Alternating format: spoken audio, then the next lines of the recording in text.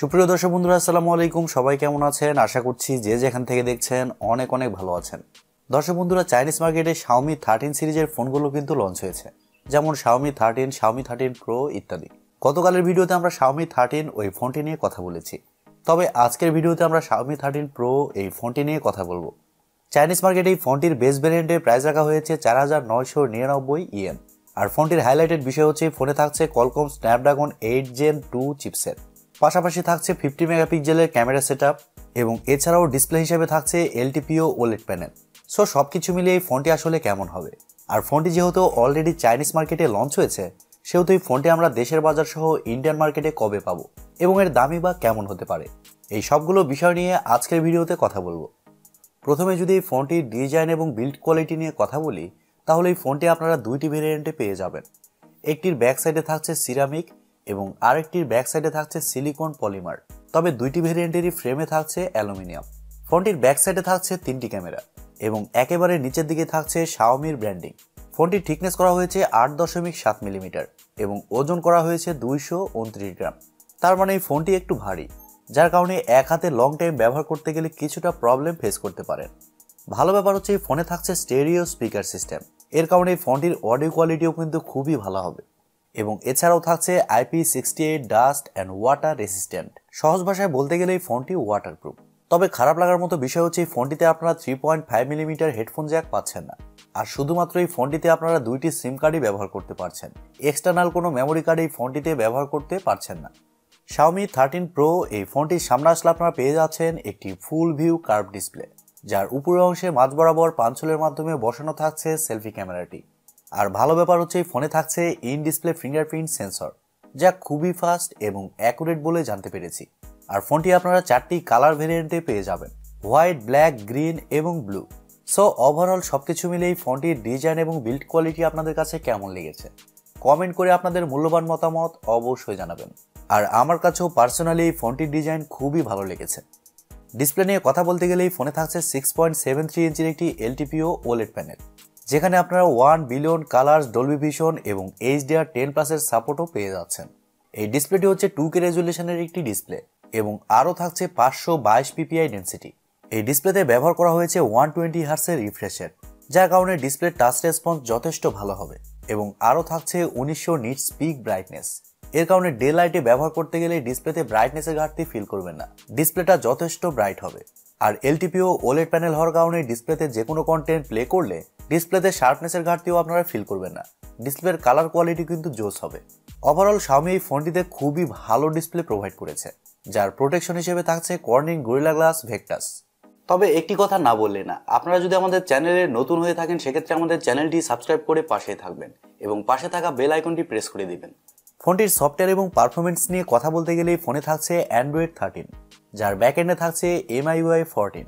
আর ফোনটিতে চিপসেট হিসেবে থাকছে Qualcomm Snapdragon 8 Gen 2, যা একটি 5G চিপসেট।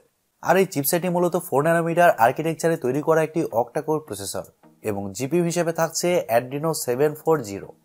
দর্শক বন্ধুরা, Qualcomm Snapdragon 8 Gen 2 এই চিপসেটের আন্তঃ স্কোর কিন্তু প্রায় 12 লাখের আশেপাশে। আর চিপসেটটা কিন্তু যথেষ্ট ভালো একটি চিপসেট, তবে এর হিটিং ইস্যু কিছুটা রয়েছে, বাট পারফরমেন্সের জন্য এই চিপসেটটা কিন্তু সুপার। পাশাপাশি Adreno 740 এই জিপিইউটি থাকার কারণে গেমিং এক্সপিরিয়েন্স আপনারা খুবই ভালো পাবেন। যে কোনো হাই লেভেলের গেমস একেবারে হাই সেটিংসে আপনারা ইজিলি খেলতে পারবেন।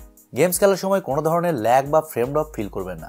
আর এছাড়াও মাল্টিটাস্কিং সহ অন্যান্য কাজও ফোনটিতে খুব ভালোভাবে করতে পারবেন। ফোনটি চাইনিজ মার্কেটে 4টি ভেরিয়েন্টে লঞ্চ হয়েছে, 8GB RAM 128GB ROM এবং 8GB RAM 256GB ROM। আরও থাকছে 12GB RAM 256GB ROM এবং সবশেষে থাকছে 12GB RAM 512GB ROM, যা আপনারা দুইটি স্টোরেজ ভেরিয়েন্টে পাবেন। একটি হচ্ছে UFS 3.1 এবং আরেকটি হচ্ছে UFS 4.0। তার মানে বুঝতেই পারছেন এই ফোনটি রিড অ্যান্ড রাইট স্পিডও কিন্তু যথেষ্ট বেটার হবে। আর আমি আবারও বলছি, এই ফোনে আপনারা মাইক্রোএসডি কার্ড ব্যবহারের সুযোগ সুবিধা পাচ্ছেন না। ক্যামেরা সেকশন নিয়ে কথা বলতে গেলে এখানে থাকছে বিশেষ আকর্ষণ। ফোনটির ব্যাক সাইডে থাকছে 3টি ক্যামেরা, যার মেইন সেন্সর হিসেবে থাকছে 50 মেগাপিক্সেলের একটি ওয়াইড সেন্সর, যা f1.9 অ্যাপারচার। আর এই সেন্সরে আপনারা OIS পেয়ে যাচ্ছেন এবং সেকেন্ডেও থাকছে 50 মেগাপিক্সেলের একটি টেলিফটো সেন্সর, যা f2.0 অ্যাপারচার। আর এই সেন্সরের মাধ্যমে আপনারা 3.2x অপটিক্যাল জুম করতে পারছেন এবং এছাড়াও থাকছে 50 মেগাপিক্সেলের একটি আলট্রা ওয়াইড সেন্সর, যা f2.2 অ্যাপারচার, মানে 3টি সেন্সরই কিন্তু 50 মেগাপিক্সেলের দেওয়া হয়েছে। এই বিষয়টি খুবই ভালো লেগেছে। Xiaomi এই ফোনটিতে আসলে ক্যামেরার দিকে ফোকাস করেছে। ফোনটির ব্যাক ক্যামেরার ফিচার হিসেবে থাকছে Leica lens, dual LED, dual tone flash, HDR panorama. আর ফোনটির ব্যাক ক্যামেরা দিয়ে আপনারা সর্বোচ্চ 8K তে শুট করতে পারছেন 24 FPS এ, এবং 4K তে সর্বোচ্চ 60 FPS পর্যন্ত শুট করতে পারছেন। আর ফোনটিতে সেলফি ক্যামেরা হিসেবে থাকছে 32 মেগাপিক্সেলের সেলফি ক্যামেরা। তবে সেলফি ক্যামেরার ফিচার হিসেবে থাকছে এইচডিআর এবং প্যানোরামা। আর সেলফি ক্যামেরা দিয়ে আপনারা শুধুমাত্র 1080pতেই শুট করতে পারছেন। তবে আমার মনে হয়েছে সেলফিতেও অন্তত 4K এর অপশনটা দেওয়া প্রয়োজন ছিল, কারণ ফোনটির প্রাইসও কিন্তু কম না। ফোনটিতে ওয়াইফাই, ব্লুটুথ, জিপিএস, এনএফসির মতো আরও অনেক ফিচার পেয়ে যাচ্ছেন, এবং ইউএসবিতে থাকছে ইউএসবি টাইপ সি 2.0। ব্যাটারি এবং চার্জার নিয়ে কথা বলতে গেলে এই ফোনে থাকছে 4820 mAh একটি ব্যাটারি। আর ফোনটিকে চার্জ করার জন্য থাকছে 120 ওয়াটের একটি চার্জার। আর Xiaomi বলছে চার্জার দিয়ে ফোনটিকে 100% চার্জ করতে সময় লাগবে মাত্র 19 মিনিট।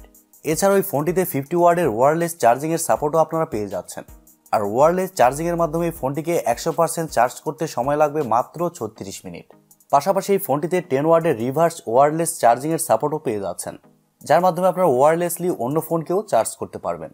আর ফোনটির চিপসেট যেহেতু পাওয়ার এফিশিয়েন্ট, এর কারণে এই ফোনটিতে আপনারা একদিনের ব্যাটারি ব্যাকআপ খুব ভালোভাবে পেয়ে যাবেন।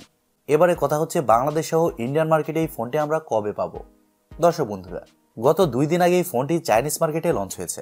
আর ধারণা করা হচ্ছে আগামী 1 মাসের মধ্যেই ফোনটি আপনারা বাংলাদেশের মার্কেটে আনঅফিসিয়ালি পেয়ে যাবেন। আর ইন্ডিয়ান মার্কেটে এই ফোনটি আপনারা 1 মাসের মধ্যেই পেয়ে যাবেন।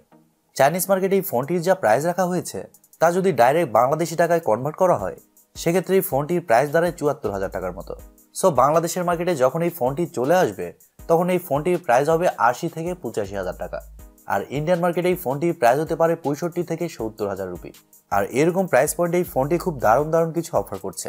যেমন এই ফোনে থাকছে অস্থির ক্যামেরা সেটআপ, পাশাপাশি ডিসপ্লে সেকশনও থাকছে সুপার, আর পারফরমেন্স সেকশনও থাকছে ফ্ল্যাগশিপ ক্যাটাগরির।